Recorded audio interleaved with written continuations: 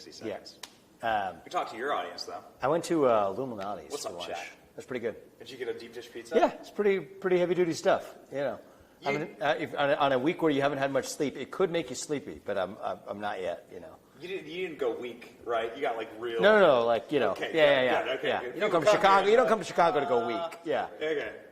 Yeah. We've been coming here for years. Great food here. It's a great. It's actually a good city American for city. summer, and you know, minus like the gunshots in certain parts of the city, it's actually a good story of what could be. I think it could be the greatest city. It could have the potential to be the greatest city in America, but you know, some policies might need to change to make that happen. It has the infrastructure, and this is what makes me. And you walk around, you know, it sort of has like a cleaner feel than New York City. Actually, it always has. Yes. Yeah. I think by design. Inside. Okay? Inside of the Benny, inside of the bunker. Here's where we are. There we go. It's a beautiful city. Look at this. Yeah, it looks good. And this building itself is... So I'm excited to go to the convention, though, itself, because I haven't actually... You've been here all week. I just got here today. I'm in and out. We did the press conference up here this morning, and then I'm going to the convention actually later today. So we'll see how that one goes. All right. What's up, my people? We are here live inside of the Benny Bunker, and guess who crashed in? And he said, let's just let her rip. It's your boy, Vivek. Vivek just said, hey, let's go. I got a couple minutes. Let's go live. So why the hell not? Yeah. Good to see you, man. How are you doing, homie? How's Chicago treating you? Pretty good, actually. There was a guy outside of this tower when I came in, and it was a very warm welcome. He had like a nice giant printed poster with like Dear Vivek on the front of it. And it had, it took a lot of my 10 truths, so he thought they were too reductionist. So there are two genders. He's like, there's no nuance to this. Then he went down each of the other points. So it wasn't like I was expecting it to be a full-fledged, like in-your-face protester. Turned out he was actually just an interesting conversationalist, but he had a megaphone. He had like a whole bullhorn, and then he also had a giant, like it might be a poster the size of, like bigger than one of these signs right here, probably half the size of this banner right here, with a Dear Vivek, like a long letter. It took me like 30 seconds to read it. So some interesting conversations. So mostly fans around here, actually. But that guy was like not an enemy, but he was a conscientious protester of my message. He wrote you a big letter. He wrote me a giant letter on a poster. That's that's nice. I mean, yeah, I thought it was very thoughtful. It was actually Christmas card list. It was charming. It felt warm as a welcome. I was expecting a contentious conversation, and it wasn't like all that contentious. He had really tracked a lot of the things that I had said carefully.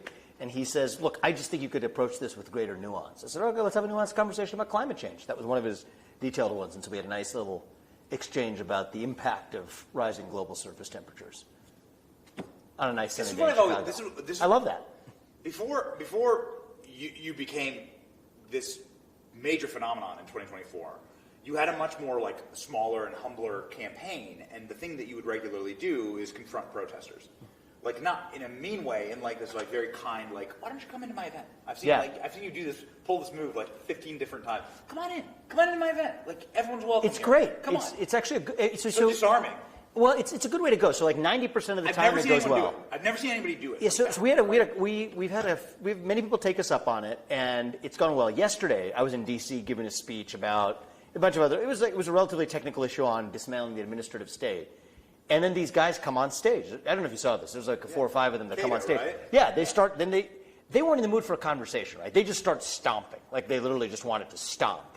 I said, "Do you want to talk about climate change?" I said, "Nice to meet you." He wouldn't shake my hand. He wouldn't say anything. He just wanted to stomp until they got escorted out. So that's not useful. But the guy today, you know, he comes with a giant poster. It looks like what you might think is a crazy person. He has like a giant megaphone in front of him. But we end up having actually a pretty decent conversation. And so then I was at Illuminati's for lunch, the deep dish place, about a 5-minute walk from here. And you got real deep dish, right? I got real deep dish, okay. Of course, yeah. Debates between... Just the cheese pie? No, you get like, you pie? get green peppers, onions, garlic. You got a good garlic delicious. on the deep dish. It's very good. So there's good stuff. So that brings people together. But we're at the DNC, so it's a lot of people attending the convention who are there. This woman comes over. She's so excited. She takes a picture. And she says, can I have a conversation? I'm like, look, like how about like right after we eat lunch? Because I wanted to focus on my food intake. I don't want to. You do have to sit and really focus. I do. I'm very. Deep dish pizza is a complicated thing to eat. It's not a hobby, right? Yeah, you can even some of that. So the way take something out of you. So the cheese is this is more detail than people need, but like the way they make it, you got the whole crust. It's not like they sprinkle the cheese on top. They have slabs, right? So they just put in layers, and if you're getting sausage, it'll be like a slab. So it's just an entire layer. So when you're eating it, you can't. It's not a great conversational food. But anyway, I told her, okay, why don't we chat afterwards? So she comes over, and she's got this like guilt in her face. It looks like she's like doing something she isn't supposed to be doing, like she's like breaking a promise or something. And she's got all the pins. She's like, okay, look, you can see I'm on the other side. And then she stops herself. She's like, I'm here for the convention. I'm a Democrat. She's like, well, I'm not really a Democrat. I'm an independent. But I made a commitment several years ago, and so I know that I don't agree with you on everything, but I seem to really like you, so are you open to answering 3 questions for me? And then she just lists out the 3 questions. Tell me how I can get there on abortion. Tell me what you think about religious freedom. Okay, I know you're Hindu. I like that, but what about being religiously free? And I explained to her that, of course, we stand for religious freedom. And then what was her third one? Her third one was actually just a kind of sad. Was a sad one because it's just related to rising cost. Everything is so expensive, and I help seniors, and they can't afford anything anymore, and they can't afford their medicine. So can you just tell me on those 3 issues how I can at least agree with somebody who believes what you do? We had a great conversation. I think I got her on number 2 and number 3 easily. Number 1, I'm pro-life. She's not. There's going to be no final meeting of the minds there. But I think the fact that we handled number 2, and number 3 in a amicable and even, if I may say, I think convincing manner, number 1 became hopefully something that isn't an unbridgeable divide. Okay, we disagree on abortion, but that doesn't mean that you want to vote for the person who's going to raise costs or somebody who's actually going to deny religious freedom. So here's the thing: I opened it with her and I said, if you're free to, we live in a country where you're free to marry who you want without the government standing in your way. She said, thank you for saying that. I said, but it also means that you shouldn't have to officiate a wedding that you don't want to officiate. She said, well, of course, I stand for freedom. So I said, well, that's exactly what much of the Democratic position is. She's like, well, it's just some radicals who think that it's not a Democratic position. I said, actually, you look at the cases that have found their way all the way up to the Supreme Court, it absolutely has been forced on people by courts, which is in conflict with religious freedom. And she just wasn't aware of it. So anyway, one of the things I learned from the campaign is I think we miss the opportunity sometimes to actually have an open conversation with, yes, you're going to get 20% of people who want to just stomp all the time, and we're not going to make any progress with them. But with the rest of them, you know what? You got a 2-year-old, so you're used to that. Yeah, I got a 2-year-old. Yeah. I'm used to stomping. You know what it's like, yeah. Throw yourself on the floor, scream a little bit. Yeah, that's right. We can handle that. Throw the soup on the art. That's right. Okay, glue yourself to the wall. Every parent sees these protesters gluing themselves, just stop oil, gluing themselves to the wall. We have experience. I've seen that. I know. Give me something I haven't seen. So anyway, it'll be fun. So later, I think you and I are going to be walking around the DNC, right? Yeah, that's right. Okay, so Vivek is a couple minutes away from a Fox News hit. We're going to leave the studio. You've seen us in the studio the entire week. We're going to leave the studio and we're going to wander around the DNC. We're not going to be able to carry all of this live because he's going to have to go on Fox. But after that, we're going to go into the DNC convention and we're going to go live. Now, the reason we're doing this in the studio right now is you never know what happens there. It's going to be hectic. Let's just say that. Yeah. It's going to be hectic. I haven't been there yet. So we're not sure how well that's going to go. We're going to do our level-headed best to just go live and let it rip, right? And take you guys with us into the DNC convention. So expect that, but as a safety, we're going to have like an actual civilized conversation here. Do you find it that if you go to all these big cities, I find it that when I'm in San Francisco and when I'm in New York and when I'm in Seattle, there are these people who love this country and who love freedom, and they come running out of their offices to say hi. Mm-hmm. I feel like it's almost more right-wing than like small red towns and red states. That like these people are like the people in San Francisco, they've lived, the people in the red towns and red states, they're still in sort of like Pax Americana, Norman Rockwell America. Mm-hmm. It's not as real for them as somebody who's a patriot living in downtown San Francisco. And it is remarkable to me how there are patriots everywhere. And you're describing these people in Chicago, right here in one of the bluest cities in the world, coming up to you, wanting to have conversations with you. I think that's really inspiring. Oh, and actually just like a lot of fans, too. I mean, those are some of the slightly more maybe contentious or at least opposite-sided interactions. Yeah. The other one, there was actually a state senator from, I think it was North Carolina, who was here visiting, and he didn't want the interaction recorded, but he's just like, we don't agree on everything, but I love you, man, and my daughter wants to ask you a question. She's a senior in high school, and it was about like where she should go to college or how she should make those decisions. Is he a Democrat? He's a DNC guy? Yeah, he's a DNC guy. Yeah, and then we've got a bunch of people here who I met. Actually, so I invited him out today just because they became friends. You remember when I came to Chicago during the campaign, I went to the South Side, very much a Democratic region of the city, obviously has had its struggles. And we made a bunch of friends then. And a bunch of people who actually did an event with where we had some contentious interactions at the time. One of them now is like a diehard Trump supporter. He came in wearing Trump gear to the press conference that I did up here earlier today. And he brought a bunch of friends who came over and they were taking pictures with me. And these are people who, part of certainly a community last year where we had some pretty contentious interactions during the presidential campaign. So I think it's been cool to come to cities like this. I agree with you that you see it everywhere in America. I'm not even sure I would draw the broad generalization that, okay, like in the cities, they're more hardcore than other areas. I think actually my takeaway is very close but slightly different, which is that actually it turns out that Americans, whether they live in cities or in the Midwest or on the coasts or whatever, actually aren't that different from each other. We share the same concerns. We share the same national values. Okay, maybe not everybody, but 80% of us. Yeah. And I think that that's kind of interesting. Like we try to draw these broad overgeneralizations, and it turns out that most people in this country, most, not all, a vehement minority, still wields disproportionate power. But most people share the same national values in common, and I think it's pretty cool. Homie, I'm just saying that these guys are living in Demolition Man, right? Yeah. They're living in the end results, the end stages of like Apocalypse Now. And they're still patriots, they're Republicans, they're freedom-minded people, but they get to see the policies enacted, right? And so it's like depressing, the blight of South Side Chicago or downtown San Francisco. Yeah. They're like living through it.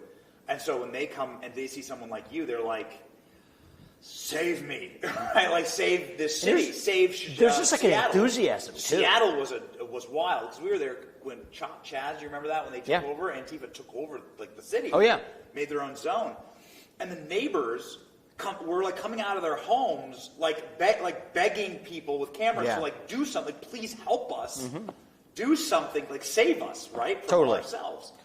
Totally, and I think there's something going on in the current, and I think it's less. I think we almost, in some ways, create a barrier if we put the Republican wrapper around it, versus just talk about it in America first, pro-American terms. Pro-freedom movement, America first, right? Joe Rogan's, is he a Republican? No, he's a freedom movement guy. Yeah, he's a freedom movement guy. And is Elon Musk a Republican? Freedom movement guy. And so the leftists, the modern Democrats, they're smart, actually. You could say what you will about their actual ends. They swapped out Biden at exactly the correct time to try to get Kamala in just before the convention, so the election takes place within the honeymoon phase. And I'm not saying, that I haven't been saying this for a year. We got to talk about that. Yeah. I'm sorry, man. We got to talk about that because on this program, on our program, you've been saying this for years, and people laugh. On every program, and people laughing. You said on a debate stage with like 13 million people watching, and everybody chuckled. And Kristen Welker, she hissed at you. I watched it. I was right behind her. She, like I watched it. You could hear it. And you said, "Shut up. Joe Biden's not your candidate. Who's your real candidate?" Yeah. Everyone laughed. And no one's laughing. They cut me off when I said it. But the reality is, you want to predict these things. You're not going to be correct about 100% of your predictions, but you'll be correct about most of them. How'd you do it? Just follow the incentives. How'd you do it? Literally, it's just the same way that you think about in the hedge fund world, right? It's where I still got my first start in my career. Make a contrarian investment thesis. How do you do it? Just follow the incentives. And it doesn't always play out, but most of the time it does. So what was the incentive of the Democratic Party? If you have them go through a primary or have a candidate that goes through a primary, if Biden said he wasn't going to run, you're going to have a weakened candidate on the other side of it. On the flip side, the later you wait, the more likely it is that you're in the honeymoon phase at the time that you nominate the new candidate. So they waited long enough, and then they weren't sure. Because whenever you want to make a decision, you want to have certainty. So they said, okay, let's have this debate. And this isn't conspiracizing. They literally said they're only going to have the debate under these conditions. The first debate takes place as the earliest ever presidential debate in recorded televised presidential debate history. Why? Precisely to test and have conviction that, okay, we're ready to move the guy out, but what if we're wrong? Then they say, okay, no, we're not wrong. Let's go ahead and So the debate was a setup. hit the button. Yeah, absolutely. The debate was a setup. What about Biden's mental state? The setup was a test. I mean, setup makes it sound even more grand and conspiratorial than it was. It was just a test, and he failed the test. I'll say there's not really conspiracies. There's just people obvious. who aren't right just yet, aren't proven right just yet. Biden seemed worse than ever on that debate night.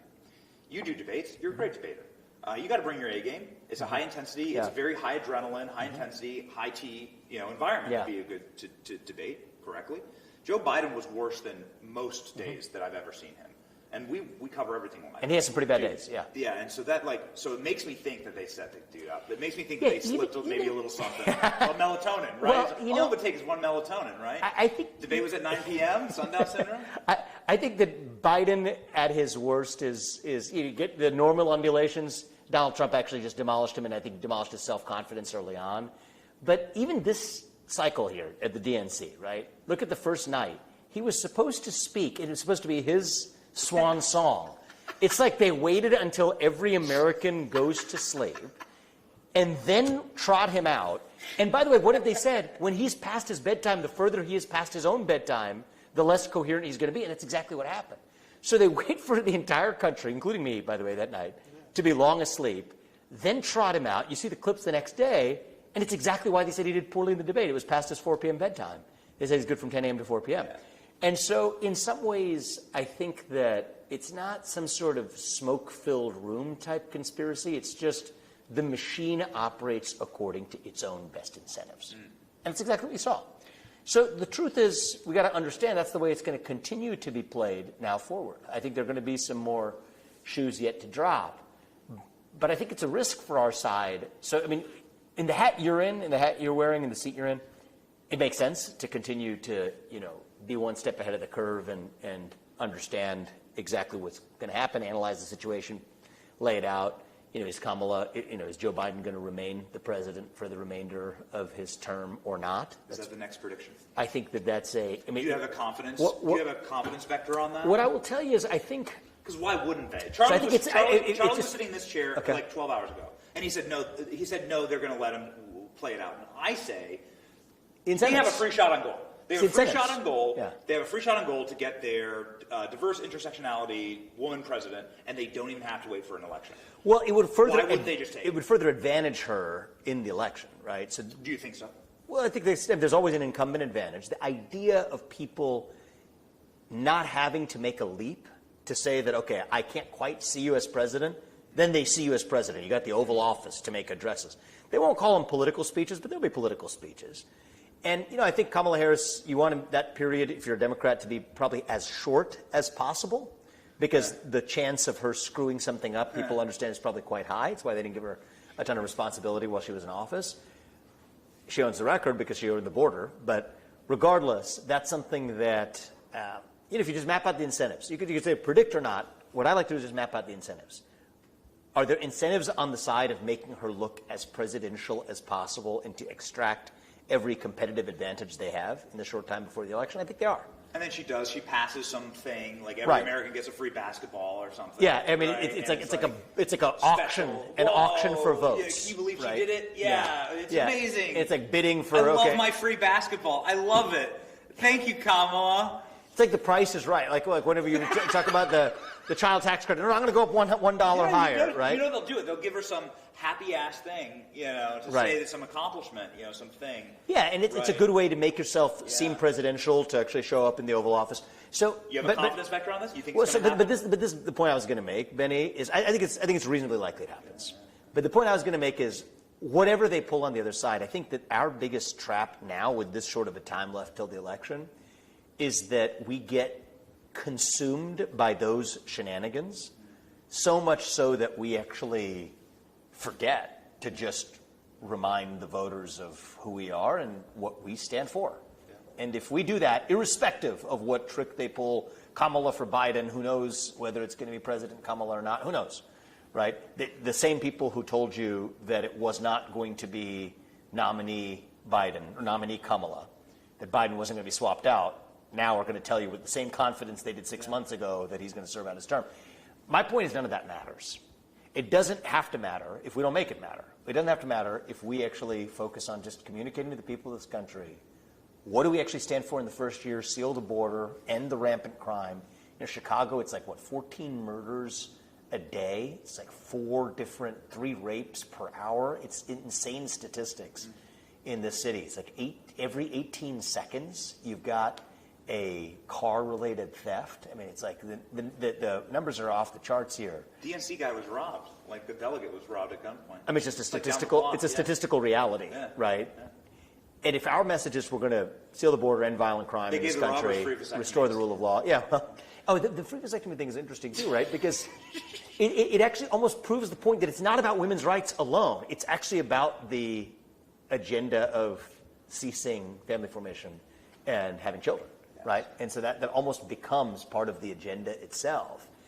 And anyway, the point I was going to make is our risk right now, and the reason I'm not dwelling in the prediction. I have my senses of things that could happen, but I think it doesn't matter. It's irrelevant as long as we actually focus on our own affirmative vision that is independent of whichever puppet they put up. Is this your biggest prediction that they're going to do the hot swap for Biden while he's in office to Kamala Harris? Or my biggest one is he's going to be swapped out as a nominee. Now it matters less. Do you think there's something else? Oh, you mean yet to come? Yes, yet to come. I think that's the biggest one that's going to be in their control. Right? So a lot of these things, I think that it's like you're so imagine you're a trader in the markets, right? You want volatility when you're out of the money. So I would say the poorer the polls go in Kamala's direction, the more likely they are to bet for volatility. The better the polls look, the more modulated their strategies are going to be. Right? So that's exactly what happened when they swapped out Biden. When you're out of the money, you have all the incentive in the world to play for volatility because it's not going to get worse than bad, because a lot worse than bad is still a loss. Versus if you have volatility in the other direction, you can actually eke yourself out a win. So that's what they did with the swap out of Biden with Kamala. So I think it's a function of how the polls are actually looking. If the polls start sinking for Kamala and the honeymoon phase phases out, I think you're going to see some wild strategies deployed. I think if it looks like, roughly like it does right now, I think they're going to be temperate in their strategy, and the furthest they might consider going is the idea of potentially, and they have the perfect logic to do it, to say that, okay, well, the health reasons that stopped him from serving, as the presidential candidate, we've made a thoughtful decision on what's best for the American people, and they'd even get to take credit for it. It would kind of make sense if they did. So I think that it's going to be a direct function of what their incentives are. And most people, most parties, most organizations act according to their incentives. Expect nothing different of the Democratic Party. You talk about like the... We should probably rock and roll, right? Yeah.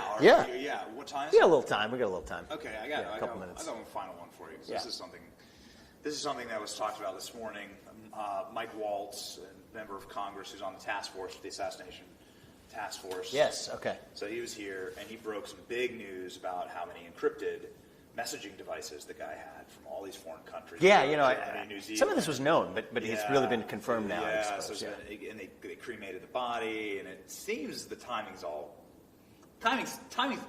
I don't believe in coincidences, man. Mm-hmm. So Donald Trump eats a bullet, right? Survives, becomes an icon, right? And that, covers of rap albums will be made out of that image. People getting it tattooed all over them. We were on the south side of Chicago. Every person told us they were voting for Trump. Mm-hmm. Every single two of them. That doesn't surprise me. That doesn't surprise me. Yeah. So they have this thing they can't control. Talk about something you can't control, right? But as you begin to learn more and more about that assassination attempt, you start to see some real failures that are unexplainable and unforgivable. Mm-hmm. How did that thing come about? How do you view that in the greater zeitgeist of events mm-hmm. that have been orchestrated or allowed? And then as soon as Trump survives that, Biden drops out. And I'm thinking, okay, was there somewhere deep down, was there some type of... Was that a contingency plan, right? Mm. That we're going to actually kill the guy. We're going to actually kill Trump. Well, we don't know much about this guy who we know nothing about this guy. It's actually That's shocking. Right. It's like he never existed, and they lit him on fire. And so here's what I'll say. He's gone. The body's gone. I think the reality is, can people agree on one thing? I mean, I don't care most Democrats here, even the ones I met earlier today, I think would probably agree on this, is the people deserve to know what the hell happened. Yeah. What was up with that security lapse? What was up with the guy that actually people at the rally were able to point out and see what resulted in that level of negligence. And whatever the answer is, it's not going to be great. If it's that level of negligence that exists in the Secret Service and in the Department of Homeland Security and the people who are designed to protect this country and the U.S. president, that's not a good answer. And so whatever the answer is going to be, it's obviously a failure of a high order. But here's where I'm pretty fact-driven, man. Again, I just map out, in the case of drawing future political predictions, map out the incentives, see where they take you. In the case of what happened retrospectively, just follow the facts. And right now we don't have those facts. And so I don't know who in Congress is leading the way, but I suspect that after this election, people are going to try to, evade accountability. And I think that we need accountability because there was a great failure. We came within a centimeter of a national disaster. And so just tell us what the hell happened. And I think that that's what, as citizens of this country, we at minimum have a right to know. Need to find out if this guy was acting alone. And this doesn't preclude like somebody inside of our government doing it. What if it was another nation state? If it was a transatlantic flank? We don't know. But if it was another nation state staging an assassination attempt on our boy, then we should know that. Like, that shouldn't be hidden behind some encryption or locked away in some classified file. And we should know that country. Here's the case I would make to those in the government who have the general instinct of hide what you tell the public or be careful about what you tell the public. There is, for any event like this one, there's nothing that you could at this point in time tell the public that is worse than the worst of what somebody's going to imagine anyway. So just tell them the truth. Because historically the case used to be, oh, no, because then we're going to erode public trust in our government. Okay, maybe that was true when the American people were naive in like pre-1950, in whatever, before we've actually seen a lot of what we've seen. But at this point, even the argument that, oh, no, the people can't handle it because then they're no longer going to have public trust in, let's say it was bad negligence, whatever the answer was, it's not going to be worse than what the worst of people out there are going to imagine anyway. And so just tell the truth. And it's a radical idea for a government. And I don't say this sarcastically. It actually is a radical idea. It actually is quite a radical idea. The American Revolution was radical for this reason. The idea that we, the people, create a government that is actually accountable to us, that actually just tells us the truth, and that has people who we can vote out when they don't, and that allows us in the meantime to speak our minds openly and express our opinions without anybody telling us which opinions we can or cannot express. Actually, that is a pretty radical idea. And so I don't say that sarcastically, that's a radical idea. I mean in a deeply literal American heritage sense of the word radical.